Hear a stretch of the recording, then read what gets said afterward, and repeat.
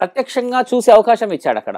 మనము గతంలో ఏం చెప్పామంటమ్మా, మీరే నన్ను అడిగారు ఫస్ట్ ఇంటర్వ్యూ మహాలయ పక్షాల గురించి మాట్లాడాం మనం. ఏమన్నాం అప్పుడు అంటే ఇది ఒక అపాస్టెప్ అమ్మా, ఈ సంవత్సరంలో ఒక 6 రోజులు 7 రోజులు 15 రోజులు ఇస్తారన్నాం కదా.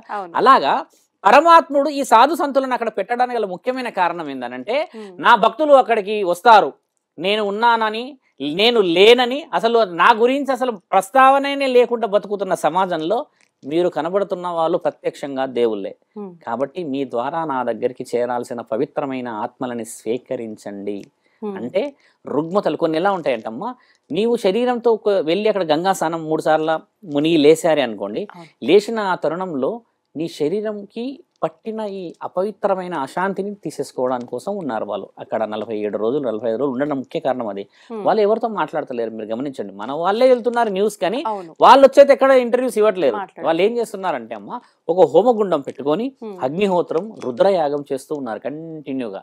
మన వాళ్ళు వెళ్ళి విభూది పెట్టుకోవడం, ఆశీర్వాదం తీసుకొని వచ్చడం ఇదే జరుగుతుంది. వాళ్ళు హోమం చేయాల్సిన అవసరం ఏముంది ఆ పవిత్రమైన స్థలంలో? అంటే పరమాత్ముడు లోక కళ్యాణాన్ని ఈ విధంగా స్వీకరించండి, ఈ విధంగా వచ్చిన నా బిడ్డలు అంటే నా ఆత్మలు నా అంతరాత్మలు అని చెప్పేసి, కుటుంబం, డబ్బులు, ఆస్తి, అంతస్తులని ఎన్నో విలువలను కోల్పోయిన శరీరాలు ఇక్కడికి అలసిపోయి వచ్చినప్పుడు వారికి ఊరట కలిగించడానికి మొదట ఆస్తి అంతస్తులు, అస్త్రం వస్త్రం మీరే. ఆయన గారి గురువు తల్లి నాగసాధువులు, అఘోరాలు వీళ్ళందరూ అక్కడ ఉండి ఏం చేస్తారంటమ్మా, నీకు తెలియకుండా నిన్ను ప్రొటెక్ట్ చేసి పంపిస్తున్నారు అక్కడి నుంచి. వాళ్ళు ఎలా ప్రొటెక్ట్ చేయగలుగుతారు? చాలా మంది 45 రోజులు ఉన్నారే. ఈ క్వశ్చన్ ఏ మీడియా అడగట్లేదు. ఎందుకంటే మీడియాకి కావాల్సిందల్లా ఆయన వేసుకున్న విభూది, ఆయన వేసుకున్న జుట్టు, ఆ రుద్రాక్షలు ఇవే కావాలి. కానీ అసలు ఏమి జరుగుతుంది ఒక మానవ శరీరం ఇక్కడ మునిగిన తర్వాత, ఆ పవిత్రత ఎందుకు వస్తుంది, మరి ఇల్లు ఎలా బాగుపడుతుంది అని అడిగితే అమ్మా ఏకదాటిగా 100 మంది చెప్తారు ఆ ప్రశ్న. లోక కళ్యాణం కోసం చేస్తున్నాము, ఇందులో ఈ విషయాలు ఉన్నాయి, ఇందులో ఈ వివరణలు ఉన్నాయి. అంతెందుకమ్మా, అక్కడ కాశీ నుంచి ఒక అఘోర్యాలు వచ్చారు, తెలుగు వాళ్ళంట. వాళ్ళు ఇక్కడ నెల్లూరు ఏడు ప్రాంతంలో బతికిపోయిన వాళ్ళే.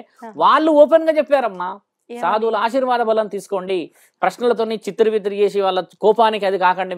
మీరు కేవలం మీరే రావట్లేరు, మీ వెనకాల మీ యొక్క జన్మకి దాగి ఉన్న రహస్యాలు కూడా వస్తున్నాయి అనంటే, నువ్వు ఏ జన్మలో ఏ పాపం చేశావో, ఏ జన్మలో నువ్వు ఎవరి రుణంలో ఉన్నావో, ఈ జన్మలో నువ్వు ఎవరికి ఏ రుణాన్ని ఇవ్వబోతున్నావో అంటే బాధ్యత గాని బరువు గాని ఇంక ఎలాంటి పరపతిని ఇవ్వబోతున్నావు అనేదమ్మా నీ శరీరంతో ముడిపడి ఉందని అక్కడ గురువులకు మాత్రమే తెలుసుంటది.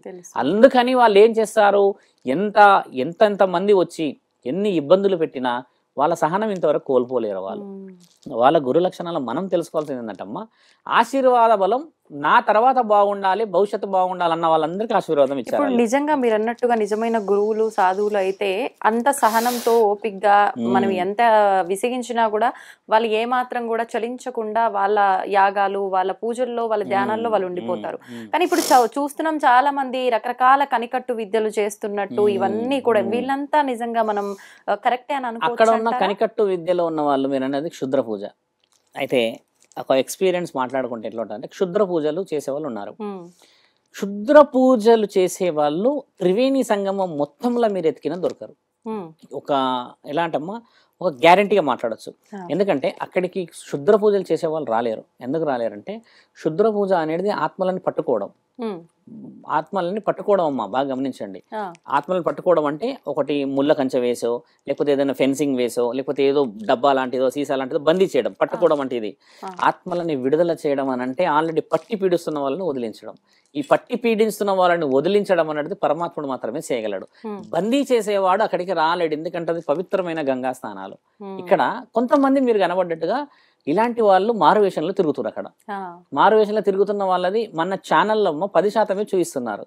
90% వాళ్ళ ఈపులు మామూలుగా పగులుతలేవు. అక్కడ పెద్ద పెద్ద గొడవలు. నిన్నగాక మొన్న చూసిన ఇన్ఫర్మేషన్ ఏంది, ఆ చికెన్ వండుకుంటున్నారు వాళ్ళు. అక్కడ వండుకుంటుంటే సాధు వచ్చి ఆ చికెన్ కిందికి అలా పడేసేసి, ఆయన పెద్ద కర్రకి ఇట్లా ఒక వెపన్ ఉంది, చాలా షార్ప్ వెపన్, గండ్రగొడ్డెల్ లాగా ఉంది, దాన్ని తీసుకొని తలలు మొత్తం నరకేయడానికి ఉరికాడు ఆయన. అందరు పట్టారు ఆయనని.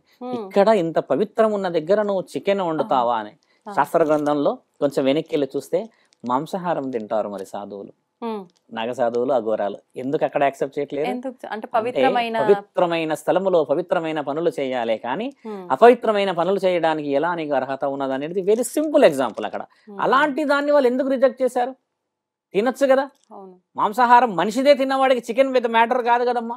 అంటే వాళ్ళు ఎంత నియమాల్లో ఉన్నారు అనేది గమనించాల్సింది ఈ సమాజం ముఖ్యంగా. తిన్నప్పటికీ అది వాళ్ళు మామూలుగా అక్కడ తినాలా వద్దా అనేది చూసుకోవాలి. ఇప్పుడు ఏంటంటే ఆ ప్రాంతం చాలా ముఖ్యమైనది తల్లి.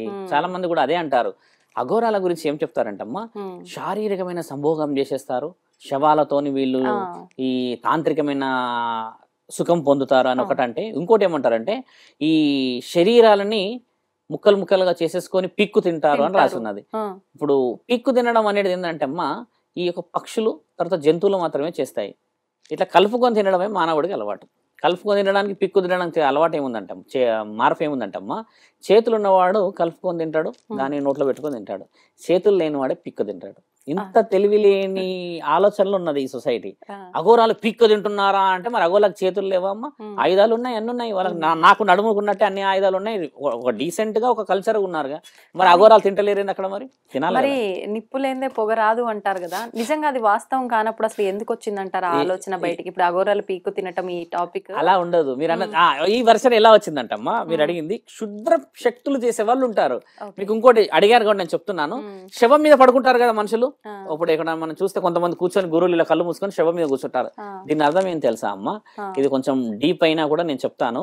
ఒక ఆత్మ శరీరాన్ని వదిలిపెట్టిన తర్వాత అమ్మ ఈ దహన కార్యక్రమాలు కానీ పూడ్చే కార్యక్రమాలు కానీ అయ్యేంత వరకు ఈ ఆత్మ జస్ట్ ఓన్లీ 3 meters లోపే ఉంటది.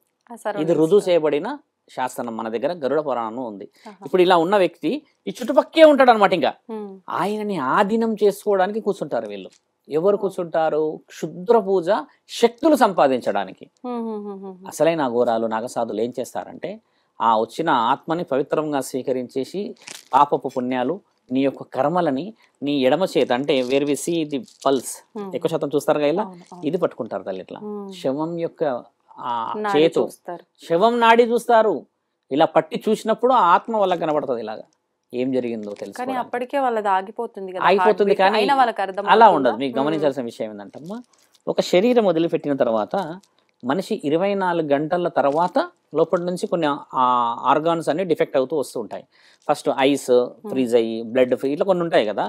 వీళ్ళు ఇక్కడ పట్టుకోవడానికి గల కారణం ఏంటంటే నీ యొక్క ముఖ్యమైన పల్స్ లాస్ట్ కు వదిలేది పల్సే అనమాట. అంటే నరాలు మొత్తం చచ్చుపడిపోతాయి కదమ్మా, ఆ చచ్చుపడే ఎండ్ అనమాట వాళ్ళు చూసేది. చూసినప్పుడు ఇలా పట్టుకున్నప్పుడు ఊరికే నువ్వు నేను చూస్తే వచ్చేది కాదు కదా తల్లి. ఆయన ఒక గురు సాధకుడు, ఆయన ఒక అఘోరా సాధకుడు, ఆయన ఒక నాగ సాధకుడు, ఆయన పరమశివుడిని మెప్పించి భిక్ష చేస్తూ సమాజ శ్రేయస్సు కోసం ఆయన జీవితాన్ని అర్పించిన మహానీయుడికి కనబడకపోతే మరి ఎవరికి కనబడుతుంది? ఇది కూడా ఆలోచించాలా వద్దా? ఇప్పుడు నీవు నేను గుడిలోకి వెళ్ళేసి పూజ చేయగలమా? చేయగలం. మంత్రాలు చదవగలమా? చదవగలం. కానీ ఆ తండ్రి ఆ మంత్రాలు ఆయన పురోహితుడు ద్వారానే వినగలడు. నీ భక్తిని చూడగలడు తండ్రి. ఈ తరుణం ఎందుకు తెలుసుకోదు సమాజం? అందుకని ఆయన చూసి ఏం చెప్తాడు, ఏం చేయాలో.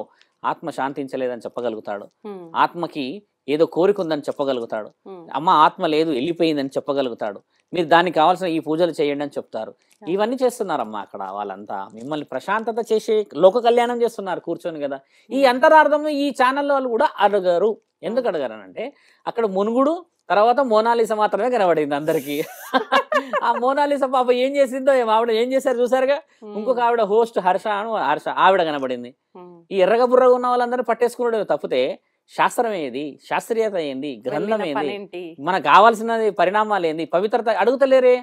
ఎందుకు అడుగుతలేరు అంటే అలాంటి అడిగితే మీరు అన్నట్టుగా వ్యూస్ రావు. ఈ చూడాల్సిన కళ్ళు, ఏ పిల్లి కళ్ళు పాము కళ్ళు ఉన్న వాళ్ళు హైదరాబాద్ లో లేరా అమ్మ? ఈ భూమండలం మొత్తంలో లేరా? ఎంతమంది లేరు? ఆవిడ దగ్గరే ఎందుకు పోయి చూస్తున్నారు అలాగా? నన్ను అడిగితే నేను చెప్పిన గత ఇంటర్వ్యూలో కూడా ఎవరైతే బాగా అందంగా కనబడుతున్నారో ఆ ప్రాంతంలో వాళ్ళని దేవతల్లాగా ఎందుకు స్వీకరిస్తలేం మనం? అంటే మన కళ్ళు కామంతో మన కళ్ళు ఆలోచనతో ఉన్నాయి కాబట్టి ఏమని ఆలోచించాలి. 144 సంవత్సరాలకు వచ్చే అంటే ఒక మనిషి 3 తరాలకు ఒకసారి వచ్చే మహా కుంభమేళ అది. అలాంటి కుంభమేళలో అంత చక్కగా చూడముచ్చటగా ఉండి రుద్రాక్షలు అమ్ముతున్న ఆ స్త్రీ పరమాత్ముడి ఆజ్ఞలేని నమ్ముతుందా? అంటే దేవాది దేవతలు అలాంటి వాళ్ళు ఇంకా బ్రతుకున్నారు పుణ్యంగా అని చెప్పేసిన వాళ్ళ కాళ్ళు మొక్కో లేకపోతే వాళ్ళ ఆశీర్వాదం తీసుకొని అమ్మ ఇలాంటి వాళ్ళని కూడా చూసే భాగ్యం ఉంటుందా? ఇలాంటి మహామేళలు అనేవాడు ఒక్కడు లేడు అక్కడ. దేవతల్లా కనబడ్డారమ్మా ఇంత కుంభమేళలా మీరు అన్నవాడు ఉన్నాడా? आपके आंख कैसे है, आप कैसे चल रहे, रुद्राక్ష कितने बेच रहे. లేదు, అందుకే ఇంకా కుంభమేళ జరుగుతుంది. ఆ పవిత్రకు అందుకే మునుగుతున్నారు. నీకు అది తెలిసే వరకే ఆ గంగ పొంగుతూనే ఉంటది. అలా పొంగి ఆగిపోవాలన్నప్పుడు నీ మనసు ఆగిపోవాలమ్మా కోరికలతో. అంటే సులభంగా రాసింది కాదు గ్రంథాలు. ఆ నాగసాధువులలో చిన్న చిన్న వాళ్ళనే చూసాం మనం.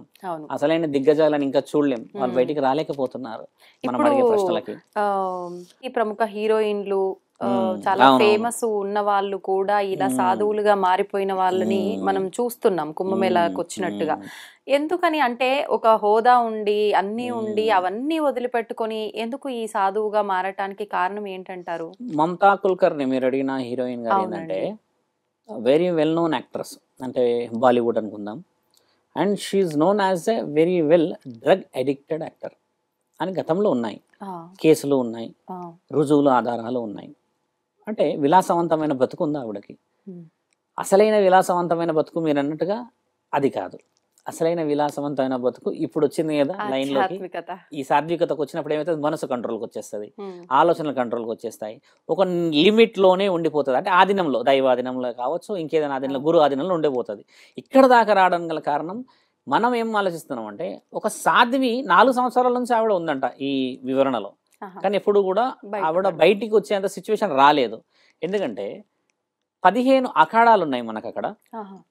ఉత్తరప్రదేశ్ లో 9 అఖాడాలు ఉంటాయి, యూపీలో. కిన్నర్ అఖాడా వాళ్ళు మాత్రమే యాక్సెప్ట్ చేశారు ఆవిడని. మీరు గమనించాల్సిన మాట, మళ్ళీ చెప్తాను. 15 అఖాడాలలో మహిళా అఖాడా కూడా ఉంది. ఓన్లీ స్త్రీలే ఉండే, స్త్రీలే ఉంటారు. అలాంటిది స్త్రీలు యాక్సెప్ట్ చేయలే ఆవిడని. ఎందుకనండి? కిన్నర్ అఖాడా వాళ్ళు యాక్సెప్ట్ చేశారు, అర్ధనారీశ్వరి అఖాడా వాళ్ళు యాక్సెప్ట్ చేశారు ఆవిడని. గమనించాల్సిన విషయం ఏంటంటే 15 అఖాడాలలో ఆడవాళ్ళ అఖాడా ఉంది, గురువులది ఉన్నది, దిగంబర అఖాడా ఉన్నది, ఇంకా వేరే వేరే జోనా అఖాడా, అగ్ని అఖాడా అన్ని ఉన్నాయి కదమ్మా. ఇన్ని అఖాడాలలో ఒక స్త్రీ అఖాడా యాక్సెప్ట్ చేయాలి కదా. ఎందుకు రిజెక్ట్ చేసిందనంటే దాంట్లో వాళ్ళు కొన్ని నియమాలని, నిబంధనలని ఈవిడకి కావాల్సిన అర్హతలు కనబడకపోవడం చేత అందరూ ఆవిడ గత జీవితం అనో లేకపోతే కొంతమంది మారిందనో ఇవన్నీ చూసినప్పుడు ఈ కిన్నర్ అఖాడా ఎవరైతే ఉన్నారో అర్ధనారీశ్వరి అఖాడా గొప్ప నిర్ణయం ఏం తీసుకుందంటే, మాకు మనసు ఉంది, ఆడవాళ్ళకే మనసు లేకపోతే, మగవారికే మనసు లేకపోతే మేము ఎటు కాదు అని సమాజం నిర్ణయించిన వాళ్ళకే పరమాత్ముడు అఖాడా అని ఒక అఖాడా ఇచ్చాడు, దాని పేరే కిన్నర్ అఖాడా. ఈ మధ్య చేశారు అది. అలాంటి అఖాడాలో ఆవిడని తీసుకున్నారు, అంటే ఆతిథ్యం ఇచ్చారు. ఎంతమంది ఉంటారు ఇప్పుడు ఒక అఖాడాలో? వాళ్ళు 1000 సంఖ్యలో ఉండవచ్చును, 2000 ఉండవచ్చు, 2 లక్షల పైన కూడా ఉండవచ్చు. ఎందుకంటే ఇప్పుడు అక్కడ లక్షల మంది ఉన్నారు కాబట్టి. ఈ కిన్నర్ అఖాడాలో ఆమెకు జరిగిన గొప్ప సత్కారం ఏంటంటమ్మా, మండలాధికారి స్థానం ఇచ్చారు, మహామండలాధికారి స్థానం ఇచ్చారు. ఇది యాక్సెప్ట్ చేయలేరు మిగతా అఖాడాలు. ఇప్పుడు ఇలాంటి ఒక స్థానం ఇవ్వాలి అని అంటే ఆ అఖాడా నియమాలు నేర్చుకోవాల్సిన అవన్నీ విధానాలు నేర్చుకుంటేనే ఇస్తారా? ఇప్పుడు ఎలా ఉంటదంటమ్మా, ఒక సాధ్వికులు అఘోరీలు ఏం చేయాలంటే 12 years చేయాలి ఎడ్యుకేషన్.